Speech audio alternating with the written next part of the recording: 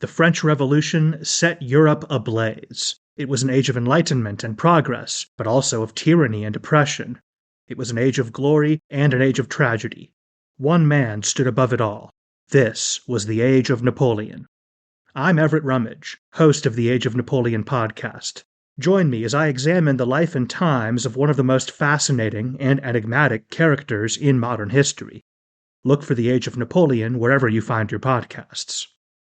I'm Jeffrey Rosen, President and CEO of the National Constitution Center. A few years ago, learning about the forgotten meaning of the pursuit of happiness changed my life. When the founders wrote that famous phrase in the Declaration of Independence, they meant an ongoing commitment to self-improvement and lifelong learning. This discovery inspired me to write a book, and in my new podcast, I explore the founders' lives with the historians who know them best. Plus, filmmaker Ken Burns shares his daily practice of self-reflection. Join me for Pursuit, the Founder's Guide to Happiness. Welcome to Ben Franklin's World, a podcast about early American history with Liz Covart. The study of history is key to understanding who we are and how we can affect a better future. Ben Franklin's World will introduce you to historical people and events that have impacted and shaped our present-day world. And now, here's your host, Liz Covart. Hello, and welcome to episode 83 of Ben Franklin's World, the podcast dedicated to helping you learn more about how the people and events of our early American past have shaped the present-day world we live in. When we think about North American slaves and slavery, most of our minds take us to plantations in southern North America or in the Caribbean. We picture plantation field hands or big house slaves. However, slavery existed in the colonial Northeast too, and slavery looked very different there than it did on southern or Caribbean plantations. Today, Jared Hardesty, an assistant professor of history at Western Washington University, will take us on a tour of slavery and the lives enslaved people lived in colonial Boston. During our exploration, Jared reveals details about colonial Boston and how its people justified slavery, origins of Boston slaves and where Bostonians purchased them, and what life was like for enslaved men and women in colonial Boston. But first, are you a member of the Ben Franklin's World community on Facebook?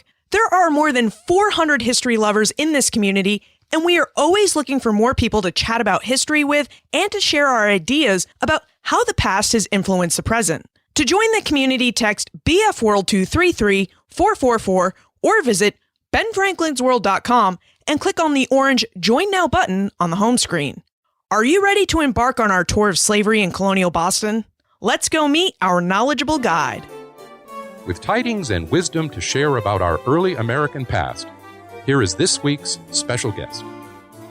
Our guest is an assistant professor of history at Western Washington University. He considers himself a scholar of colonial America, the Atlantic world, and the history of slavery. Today, he joins us to discuss details from his new book, Unfreedom, Slavery and Dependence in 18th Century Boston. Welcome to Ben Franklin's World, Jared Hardesty. Thank you for having me, Liz. We tend to think of colonial Boston as a religious place, a place that should have eschewed slavery. But like colonists everywhere in colonial North America, colonial Bostonians purchased and used slaves. Jared, would you tell us about colonial Boston and how its people justified slavery? This is an interesting point because we oftentimes don't think about Boston as having a large enslaved population, yet by the middle decades of the 18th century, about 15% of the town's population was enslaved. And I think it comes out of an interesting tension during the settlement period of New England. You know, we all know the stories of Puritans going out for their errand in the wilderness to carve out a godly community, a godly society in the forests of North America. But I think what we oftentimes lose sight of is the centrality of work and labor to that mission. I mean, you have to literally create societies. And the Puritans very early on found themselves short of labor. And there are times of questions, how do we address this labor shortage? Some people advocated for English indentured servants. Others advocated for slavery. In fact, as early as 1630, there are letters going back and forth between Governor John Winthrop and other leading Puritans about maybe we need to import slaves as a way to better settle our communities. And the reason slavery made sense is that people like John Winthrop and other leading Puritans, they lived in a world where Englishmen had been encountering slavery for the previous 150 years. It seemed every time an English man or woman would leave England and they would travel to Africa or to Latin America or to North America or Asia, everywhere they would go, they would encounter slaves and slavery. And so it almost became kind of an easy device, like, oh, we need labor. Why don't we turn to slaves and try to bring slaves into our colonies? And so as early as 1630, they're talking about slavery. By 1638, if not earlier, we have the first official records of slaves being there. And so to kind of answer the question, the short answer is that there is this tension between the kind of religious mission, especially the idea of hard work. There's a fear, for example, that bringing in too much bound labor, be they indentured servants or slaves, would create idleness amongst the Puritans. And so that concern, however, seemed to oftentimes be pushed to the wayside in favor of a more pragmatic desire, a pragmatic need for workers of any type, be they indentured servants or slaves. Let's get into some of the specifics about slavery. Tom would like to know details about the business of buying and caring for slaves in Boston. Where did Boston slaves come from and how much did they cost? That's a really hard question to answer. The first part of it is not too bad where they came from, but the how much they cost is really kind of an interesting story, which I'll talk about here in a second. But where they came from, a variety of places. By the early 18th century, there's essentially two primary sources of slaves for Boston. The first is from Africa via the transatlantic slave trade. Oftentimes what would happen is, especially once Rhode Island became active in the slave trade, they'd bring slaves from West Africa to Rhode Island and Boston merchants would purchase them. Very few Boston merchants actually engaged directly in the slave trade. We have a record of about 30 voyages, which seemingly large, but compared to Rhode Island or Bristol or Liverpool in England, certainly not. Many of those African slaves were from a region of Africa called Senegambia, which is the kind of northern part of West Africa, heavily Islamicized region. The other source of slaves, which I found so fascinating, and I didn't realize this before, were many of them were born in the Caribbean. And these are called Caribbean Creoles. They're the children of enslaved people on West Indian sugar plantations, namely from Barbados, although I also have evidence of them from Jamaica and even from Dutch Suriname. And they'd oftentimes sell the children of these Creoles to Boston merchants who would take them back. And these are slaves who are brought up in a world they speak English, they understand kind of the Anglo-American institutions, so it's a very different type of slavery. In terms of the purchase price, that's a bit more difficult to answer. One of the major problems with studying Massachusetts and Boston in the 18th century is the currency fluctuations. The colony printed paper money, which caused it to be highly devalued. And so you see slave prices sometimes as high as 450 or 500 pounds, but that was oftentimes valued and undervalued Massachusetts currency. Just as a kind of average is what I figured out in the course of doing this research, an able-bodied male slave, so a male slave between the ages of about 18 and 35 or so, worth about 100 pounds sterling. In terms of sale, I've seen sale prices as high as 100, 150 pounds sterling for a skilled male slave, but you also actually find a number of slaves offered for free in the newspaper, usually the children of enslaved families, infants who the master cannot care for. After making the decision to purchase a slave, where would a Bostonian go to find one? There's a number of ways that I found. Oftentimes, you could go to a tavern. Taverns became sites of slave sales, especially slaves recently brought into Boston, either from the Caribbean or from Rhode Island or from Africa. And there'd be slaves for sale there. You'd also find in the newspaper a number of Bostonians advertised in the newspaper slaves for sale of various types, men, women, children, slaves from Africa, Creoles from the Caribbean. But also, individual merchants with their kind of trade connections were able to make special requests. For example, Peter Faneuil of Faneuil Hall fame in Boston, who funded the meeting place and market. He has this famous letter where he writes to one of his ship captains, actually who was engaged in the slave trade, asking for a 12-year-old boy to serve in his household. There's a very famous judge from Massachusetts named Nathaniel Byfield, and he left a very long will. And in this will, he discusses his enslaved woman, Rose. And he talks about the actual process of buying her. And he talks about traveling to Bristol, Rhode Island, and he found this sick kind of, I think she's about 12 years old, when he purchased her, and he brought her back to health and educated her, and he eventually freed her in his will, but he kind of gives her biography and how he came to purchase her in the will. So a variety of ways. Brian would like to know how many slaves an average slaveholder owned and how slavery in Boston differed from slavery elsewhere in the colonies. So let's start with slaveholders. Were slaveholders a majority of the Boston population, and how many slaves did an average Boston slaveholder own? During the course of the 18th century, roughly a quarter of all Boston households had slaves. I found that by looking through probate inventories and kind of tabulating and dividing by the total number of probate inventories versus those with slaves. About a quarter of all families. And so it's actually a sizable number, but not a majority. As for the number of slaves that were held, it's usually 1 to 2. So it's a very small slaveholding society. You'll find some wealthier merchants with 5, 7, sometimes I think the highest I found was about 10. But for the most part, it's on average 1 to 2 slaves living in a household. And how did slavery in Boston differ from elsewhere in the colonies? For example, did their living arrangements differ from slaves in the South and in the Caribbean? That's going to vary. So what you'll find is a lot of times, especially people who only owned 1 or 2 slaves, they would oftentimes live in the house, oftentimes in a kind of a marginal space of the house, a closet or upstairs. One of the funny stories about slavery in Boston is oftentimes slaves would live upstairs in a room that was right above the fireplace. This was considered a bad room in the house, but of course it's also the warmest place in the wintertime. So they would live in the master's house. You do find stories of wealthier families. For example, the Borland family, who are a Scots merchants family, they built a 3rd floor on their mansion house just to house their slaves. So mostly in the homes of the masters, but the kind of most famous exception to this is the royal family, who today their house is in Medford, Massachusetts, and they have a freestanding slave quarters. The family relocated from Antigua in the Caribbean and brought 21 slaves with them, and they built an independent slave quarters, and actually that's still there standing today. You can visit it. It's a wonderful site, but that kind of is the exception that proves the rule of small holding and living in the household with the master. How else did the lives of Boston slaves differ from the lives of slaves in the South?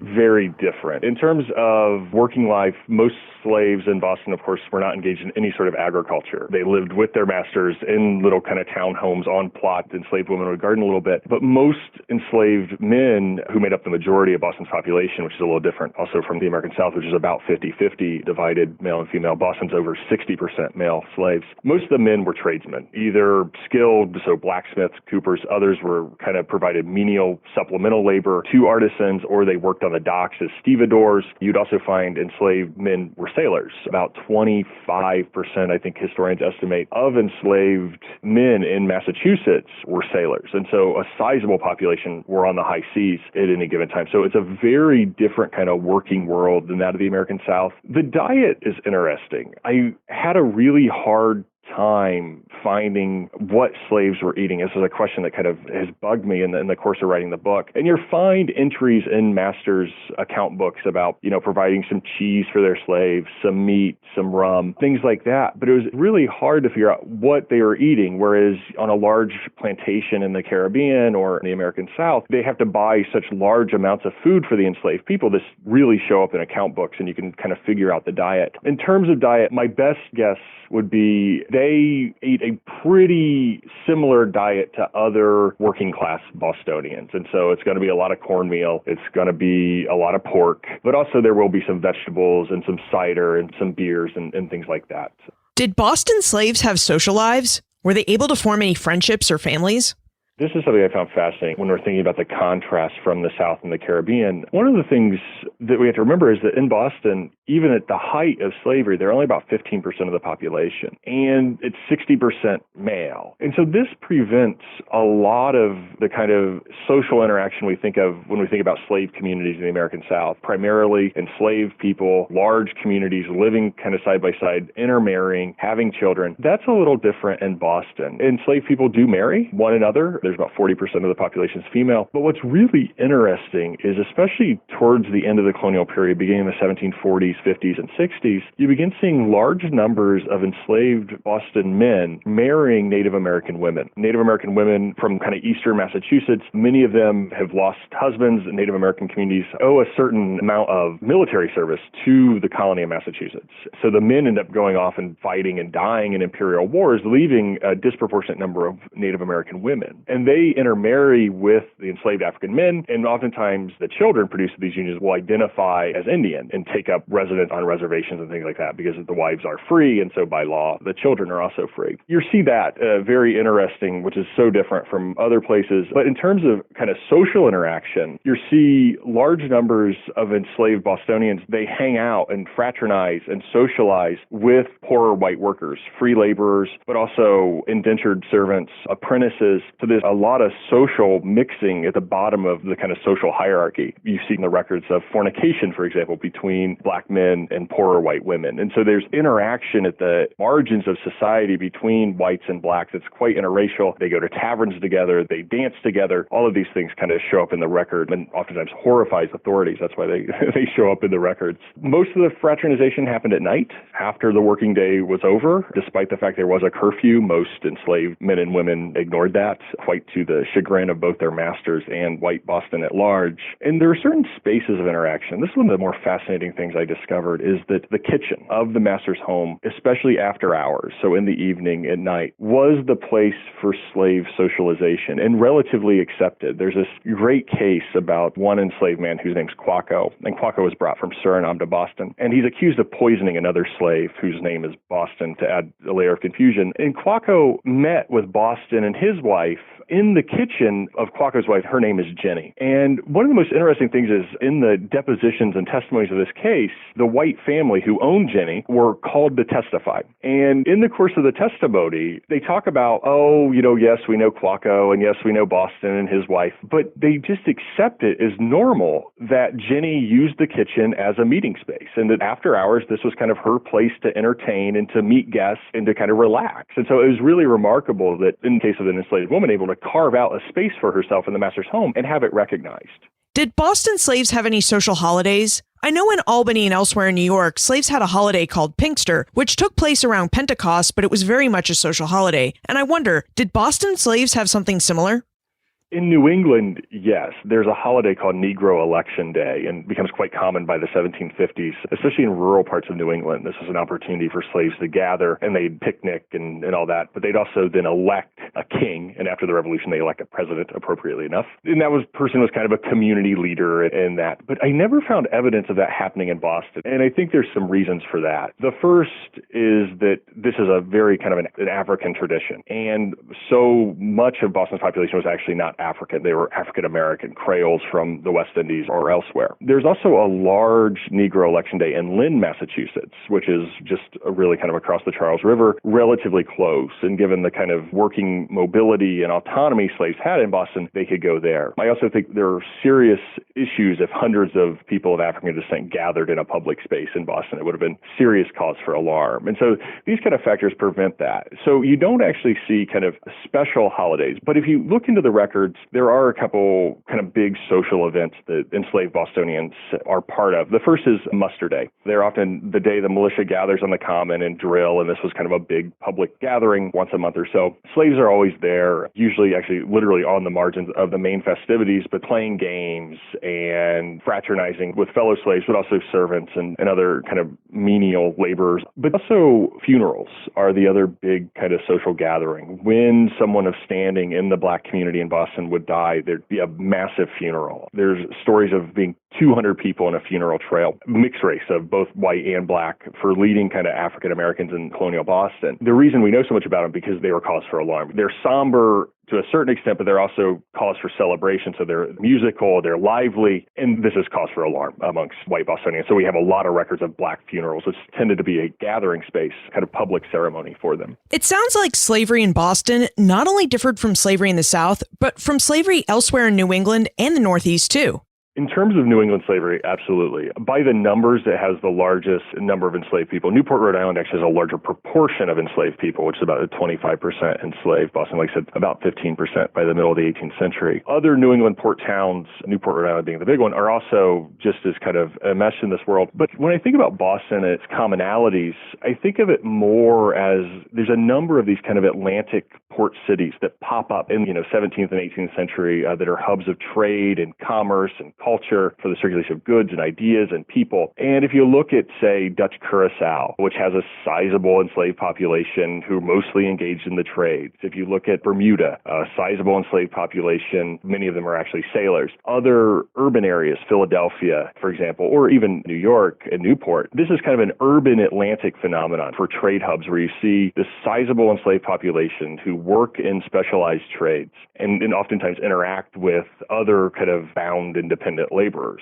So I think the commonality there is kind of a creation of the Atlantic world, that Boston's one of many kind of entrepôts or trade hubs that ends up with a very large and skilled slave population.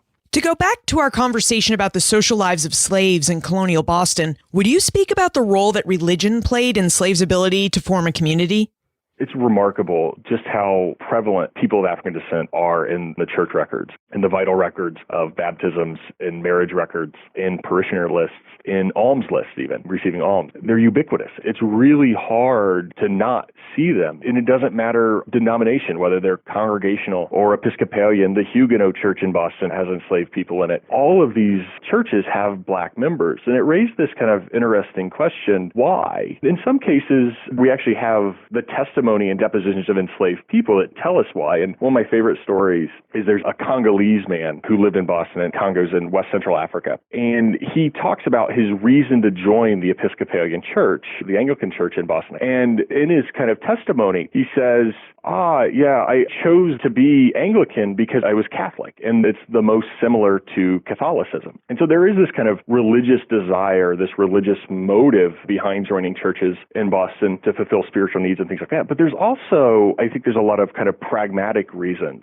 Slaves joined and affiliated themselves with churches. They are Protestant churches. There's not a Catholic church in Boston. And Protestantism emphasizes certain things that slaves might find useful. So, for example, literacy. And in fact, Cotton Mather, for a while, famous Boston minister, had a school for teaching slaves how to read. He has a number of tracts encouraging masters to teach slaves how to read so they have access to the Bible. Timothy Cutler, who was the minister of the Old North Church, or Christ Church, from the 1720s to the 1750s, I believe, he has a number of letters encouraging parishioners and masters to catechize and to teach their slaves how to read. And so there's a lot of usefulness beyond the spiritual side. And, some slaves are true believers, others probably were not. But there is a lot of usefulness that institutionalized religion can give to slaves. The other thing it does, for example, is it teaches them how to talk, to speak in the public sphere to others. For example, they learn to deploy Christian language in petitions, in appeals. There's a very famous divorce case where an enslaved woman wants to divorce her husband, and she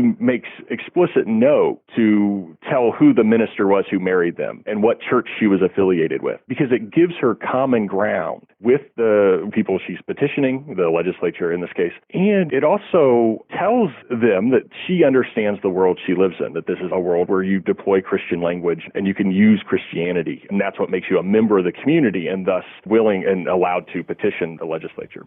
We should talk about literacy a bit more, because in Unfreedom, Jared discusses how Boston may have had one of the most literate slave populations in the Atlantic world, and how slaves used their literacy to navigate and adapt to political and legal situations. Jared, would you tell us why Boston slaves had such a high literacy rate, and how did they use their literacy to navigate colonial politics and the American Revolution?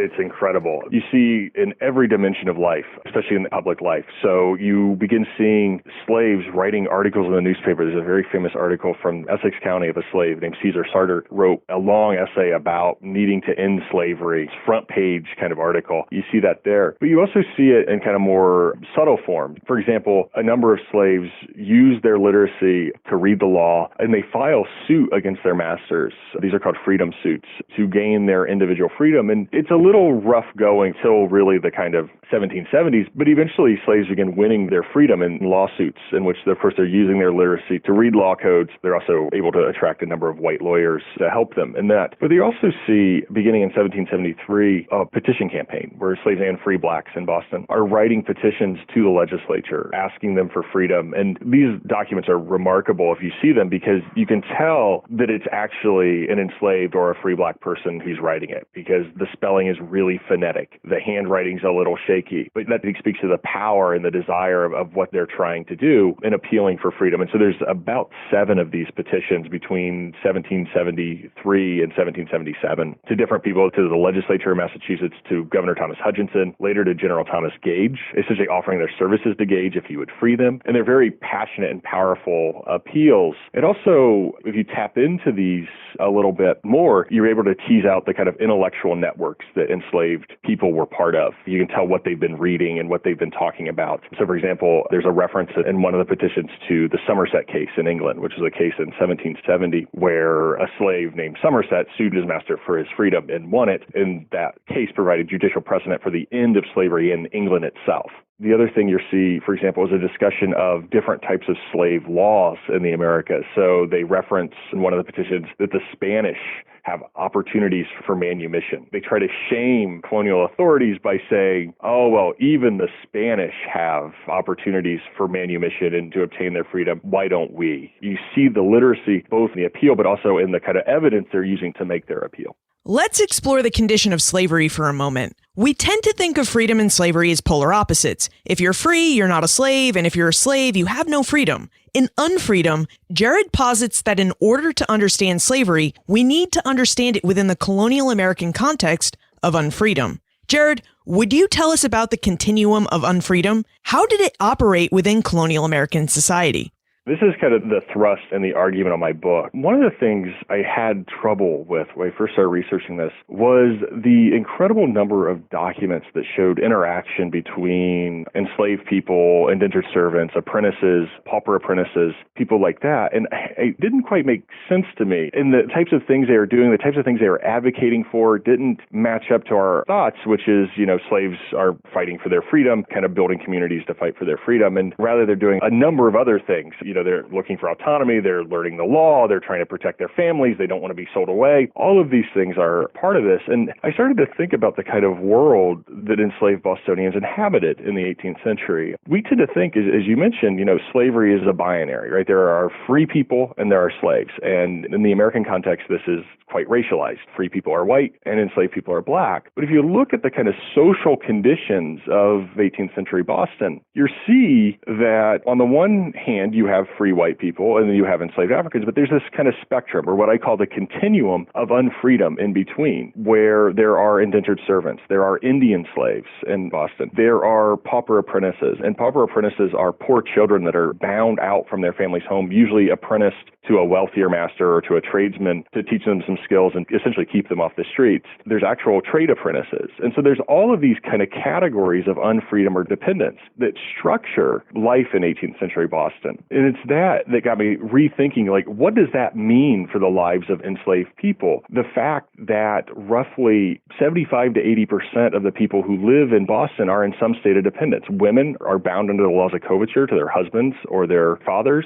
Children are legally dependents of their parents. There's indentured servitude, there's apprenticeship, and there's slavery. What does that mean for slavery as an institution? And how does that affect the kind of lived experiences of enslaved people? And my argument is that it really kind of pushes them to look for autonomy, for independence, and to reshape the institution of slavery more than looking for emancipation or kind of a universal freedom or something like that.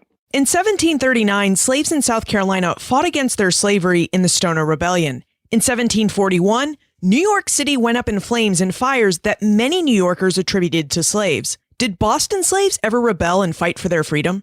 You do see rebellion. The biggest conspiracy I found was in 1723. And this is one of the things that actually caused me to push the argument that I'm making in the book, is that in 1723, there was a conspiracy actually very similar to New York's. Buildings start going up flame at night. As it turns out, the town of Boston had just passed a number of big ordinance regulating the lives of slaves. So there's a curfew, slaves can't own liquor or firearms, and it targeted both free blacks and slaves, and actually Indians. It's kind of a racialized law code. And in response, slaves began burning the town. And eventually, 5 slaves are arrested and one indentured servant who is also a white indentured servant who is also part of the conspiracy. And we have one of their depositions. His name's Diego. Diego was probably what English people in the time period called Spanish Negroes. He was probably captured by a privateer off a Spanish ship, given his name, and brought to Boston. And in Diego's testimony, he implicates the other slaves who were arrested after him. But he's talking about his fellow slaves, and one of them's upset because he's about to be sold away. One of them's upset because he was a tradesman, and a white man publicly called him a thief in the streets, which destroyed kind of any trust or credibility he had. He was losing business because of this. But none of them are talking about freedom in the way we think about freedom. They're talking about their rights being violated. They're talking about wanting to maintain the kind of communities and families they already have. But we don't see a lot of discussion of kind of individual liberty, and especially the way we would conceive of it. For slaves who had successful petitions, masters who manumitted them, or rebelled in such a way that they gained their freedom, what happened to them? What happened to Boston slaves once they gained their freedom? Not good things. This is one of the reasons I make the argument about autonomy and independence in the book. One of the problems with free blacks is that to white colonial authorities, black freedom was oxymoronic. It did not make sense to them. Whereas slaves, as legal dependents, had a place in the hierarchy, was certainly at the bottom of the hierarchy. Their race had pushed them to the bottom of the social hierarchy. But nonetheless, their race kind of gave them a place in the hierarchy to appeal for rights and have grievances addressed and things like that. But free blacks removed themselves from the hierarchy. And this is, like I said, quite alien to white authorities who try to figure out how exactly do free blacks fit into society. And so you see the number of particularly nasty town ordinances and legislation specifically targeting free blacks. So, for example, this is a world where everybody has obligations to the community and to society. And for most free white men, that obligation is the militia. They serve in the militia to defend their towns and their community. But for free blacks, they don't want to give them arms or teach them military skills. And so based off the number of days a white man owes to the militia, they calculate how many days free blacks will be forced to work on public works projects, namely roads and bridges, building them. And so they're coerced to labor once again. You know, the one point of freedom is that you can have proper ownership of your own labor. Here they are being forced to labor again. Another law targeting them had to do with their children. By law, they had to be bound out as apprentices. Once they were about 7 or 8 years old, they had to legally be bound out. And you see the overseers of the poor removing black children from the homes of free black families. And so this is, you know, another protection of freedom is supposed to be the protection of your family. And here it is being violated as the state is trying to fit free blacks into the social hierarchy and figure out how they work in society and their place in society. And it can be quite cruel. They're locked out of the labor market, for example. So you see there's a black family called the Humphreys family, a mother, a father, and 3 children. And the 3 children are bound out. The mother appears in the records of the Old North Church week after week after week asking for alms because her husband cannot find permanent employment. He dies relatively young, and she remains kind of begging for alms on the poor rolls in Boston. Jared, we can tell you know a lot about the lived experiences of enslaved and free African and African Americans in 18th century Boston. But we know from our discussion with Jennifer Morgan in episode 70 that it is difficult to research the lives of enslaved people. Would you tell us about your research experience? What records did you use to get at these slaves' lives, and what roadblocks did you encounter while you conducted your research? It was tough, I think, is the short answer, but I'm lucky in one way. When I was looking into what to research for, this is based off my dissertation, which I completed at Boston College, and I was looking for a project. I had this big, grand idea of a project, but it just couldn't be done as a graduate student. And so I was looking for a project, reading for my comprehensive exams, and I realized that no one had written a history of slavery in Boston. And I was like, oh, this is interesting. I was in Boston, so I could kind of easily have access to the documents. And one of my advisors who does legal history, he told me, he said, there's this collection at the Massachusetts State Archives called the Suffolk Files, and it's all the file papers from the colonial courts, and it includes depositions and testimonies. He said, I guarantee you there's going to be material about slaves there because in Massachusetts did not have special slave courts, and so enslaved and free black people would have appeared before the same courts as everybody else. So he said, take a look there. And so I go to the State Archives, and I begin looking through the Suffolk Files, but there's a problem. They start with the founding of Massachusetts, and they go through 1799. They start with number 1, and they run chronologically up to hundreds of thousands. But there are indices, and going through the indices, whoever made them in the 19th century made special note when someone was black. And so all of a sudden, I quickly was able to compile a list of court cases that involved people of African descent. And it came out to be about 350 cases. And these cases are some of the most remarkable documents I've ever seen having to do with the history of slavery in terms of there's depositions, there's testimonies. And so you get to hear the voices of enslaved people in a very real and seemingly genuine fashion. There are problems with legal sources, and this is oftentimes what I'm fighting against in terms of interpretation, is that there's all sorts of biases built into it. It's hard to determine guilt or innocence. Many of the slaves are convicted of really horrible crimes, and of course that doesn't characterize the entire slave community. There's all sorts of issues with these. It's very easy to see action, for example, what they're doing. It's much harder to get what they're thinking in the documents. And there's also the issue of power. They're being deposed or their testimony is being taken by very wealthy, powerful men. So there's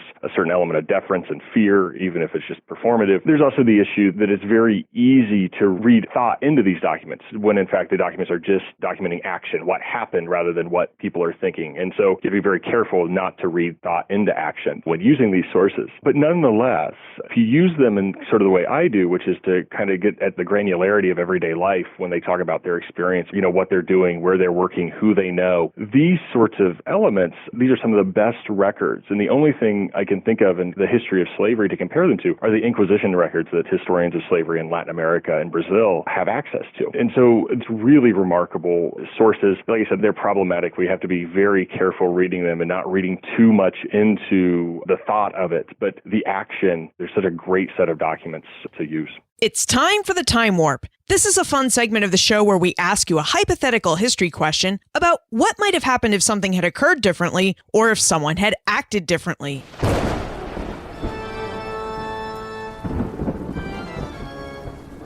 The Time Warp. Historians can't predict the future, but they can speculate about what might have been.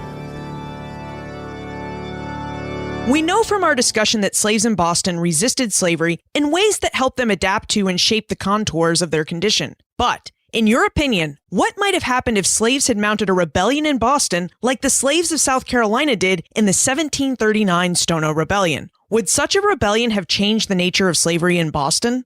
This is actually kind of an interesting question because we do have the instance of a slave conspiracy in Boston, the 1723 conspiracy I just talked about. And what I found fascinating about that conspiracy is the aftermath of it.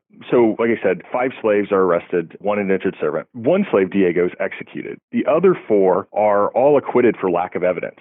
All they have is Diego's confession to execute on. And what's interesting here is that you see an extreme exercise of judicial restraint where there's not enough evidence despite the fact that even after Diego was apprehended, fires continued and everything. So there's the kind of judicial restraint. But what's also interesting is one of the men, a guy named Elisha Cook, who was the Speaker of the Massachusetts Assembly, and he's also the moderator of the Boston Town Meeting, very prominent politician, some of his tenements were targeted by the conspiracy. And he, over the course of 1723, tries to pass the Boston Slave Code that was passed in that year at the colonial level. He tries 13 times, and it fails every time. And so the question is, if there was a massive slave conspiracy, how would that have affected slavery? I think what would have happened is it would have seriously hurt the institution of slavery in Boston. There are masters committed to slavery. And one of the things you'll see, for example, during the conspiracy of 1723, there's an imperial official whose name's Thomas More in town. And More has this great line. He says, masters would rather be burnt in their beds